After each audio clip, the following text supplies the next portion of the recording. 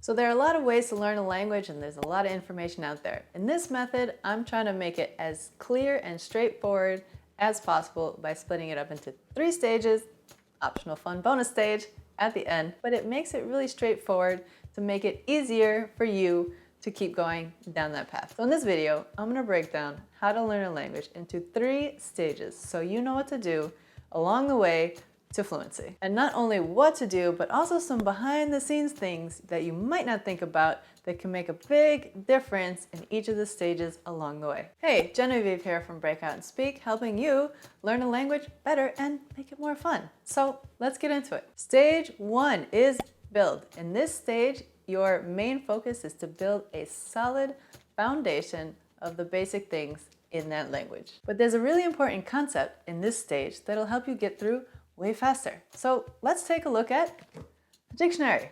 This is the dictionary of the English language, and it's not even everything. So what would you say in a whole year that you use? 3/4? Maybe half? Actually, in everyday conversation in your life, you only use about this much. Okay, so what's the rest? I mean, there's some fluff, some words that you never ever use and didn't know existed until you have to study for the GREs and the SATs, and some things that are really specific to specific contexts. I mean, when was the last time you used the word bevatron, betwixt, bewail, bewilder? I mean, maybe if you write poetry, but there's so many things that actually you don't need, which is actually great news, because in stage 1, you're probably feeling overwhelmed with a lot of things that you don't know. However, don't worry about all the things. Focus your energy on the most common, most used phrases and words so that you can feel like you can get to a conversational fluency way faster, which is going to be really motivating. So the 80-20 principle is super important to keep in mind for stage 1 in language learning. So what's a way that you can start learning the most important phrases of a language? I like using an app to start a language because it's easily accessible on your phone. It's straightforward. You can see what you're learning and there's no question. There's one lesson and then you can see what comes next. And a good app will build on what you've learned, right? And it can be fun. You can see that you're making progress, which is motivating. It makes little boop boop sounds. I mean, you know, and which app you use makes a difference, of course. But actually what most people don't think about and can make an even bigger difference is how do you use the app? What do you do with the information that you learn? And I have a lot of ideas that I'd be happy to share to break down exactly how to use an app, whichever app that you're using, to actually remember more and be able to speak. Actually use what you learn from the app.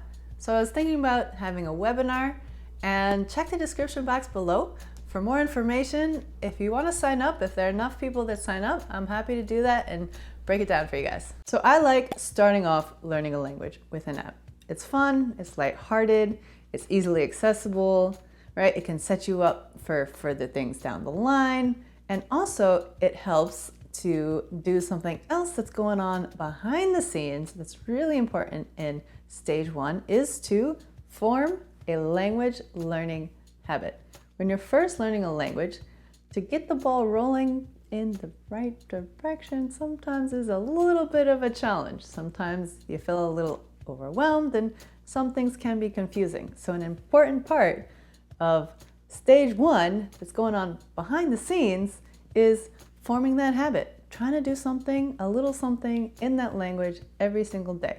So part of the build stage is, yes, building the language itself, building a strong base, but also building a solid language learning habit to then build upon in the future. To get you to stage 2 is already fun. I mean, stage 1 has its moments, don't get me wrong. When you start to kind of get the hang of things and you feel like you're learning things, it can be fun. But stage 2 is even more fun, and the problem is a lot of people get stuck in stage 1 in just the learning little bits and pieces stage. Stage 2 is great because you're focusing on whole language, real content, consuming content, expanding what you know in that language, doing things that are fun to you.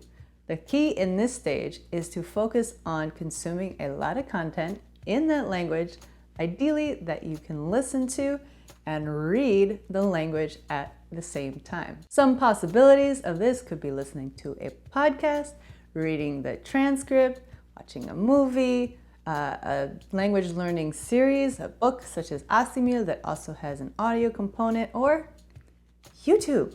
There are a lot of amazing things in YouTube in all types of languages you can watch, and guilt-free because you're learning at the same time. I mean, how big of a win is that? There's wins here and wins everywhere. Now, in the beginning part of this stage, in stage 2, you might have to probably concentrate on content that is made for language learners because it's what you can handle at that time. But as you go forward, you can expand that to any content made for native speakers. You get a key that unlocks a whole new world of content in another language. And actually something that's really fun to me as a language coach is helping people find the right content for them that they can handle at the stage that they're at, and that's fun. And that's the key. Try to find something that's fun, that you enjoy the content, and that you can handle at your current stage so far. But actually, during this stage, there's something else going on behind the scenes. So yes, you expand your knowledge in the language and you're learning a lot more, but as you consume more content, what often happens is you start to fall in love with the language. You want to know more. It sparks a curiosity in you to continue to meet people, to continue down the path of learning the language, which is something really important to help your motivation and keep you going. Because now you get to the really cool part. Oh, stage 2 is fun. Stage 3 is even better. Stage 3 is all about speaking to other people, meeting other people, having conversations. Now, important to note, that's not to say you wait till stage 3 to start speaking. No, the other stages, you actually should start with things, but your focus and your speaking focus will be different in stage 1 versus 2 versus 3. In stage 3, it is focusing on speaking as your main thing. If your goal is to speak, which is a really cool goal, then you should be trying to focus most of your energy and your time practicing speaking. How can you do this? So to practice speaking, you could find a language exchange partner where you both are learning and you could help guide each other. You could speak to a tutor who also could give you productive feedback in the language and help you speak even more, or a well-meaning friend that you could practice with. So during this phase, you should be practicing speaking about things that you enjoy speaking about. And it might start off a little bumpy, as it does in all languages, but the goal is to try to get it smoother over time so that you eventually feel comfortable expressing yourself in that language. And behind the scenes, during this phase, you'll be speaking to more people, and when you speak to more people in another language, you start to get to know them. You start making friends. I mean, it's not like boom, all right, instant, but it is something that over time, it becomes a part of your life. Which brings us into the special bonus stage, which you can stop at 3. You're conversational, you're fluent. Congratulations, go you. But if you want to keep going, the special bonus phase, which is why I call it a bonus, is live. You just start living, just speaking the language, making friends, hanging out, doing fun things. It doesn't become a chore. It doesn't become something you have to worry about. Now, can you continue learning for as long as you like to? Go for it, of course. You know, I'm still learning in all the languages that I know all the time, but now I'm learning by going out with friends and hanging out and doing fun things. So that's what's great about it. That's what's so much fun. And as cool as the other parts of learning a language can be, this is my favorite part, where you can just be you, but in another language. You stop translating, you just start thinking in the other language. Ooh, really important to note, the stages are not neat little boxes where you only do this one thing. It's more for clarity, so you know okay, if I'm here, I should be focusing on this. But that doesn't mean if you're here in stage 2 to delete your apps, or if you're here in stage 3, never consume content. Also importantly, that does not mean to wait to stage 3 to start speaking. You should actually be starting to speak in the other stages, but the activities you do and how you practice are going to be different in stage 1, 2, and 3. And it's important in stage 3 to focus most of your energy on trying to speak. But there's nothing to say that you have to go all the way to the end.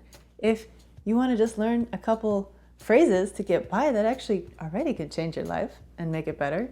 If you want to just consume content in another language, I mean, unlock a whole new set of movies in YouTube? Yeah, sure, I'm done with that. Or if you want to have more fluent conversations, that's totally up to you. But whatever stage you're in right now, congratulations, you're learning a language, and that's pretty awesome. So I'm curious to know, what are you currently doing to learn a language right now, and what language are you learning? Let me know in the comments below. Stick around for more tips on how to learn a language, make it more fun, make it easier, how to get out in the world and speak. So out for now, but catch you soon.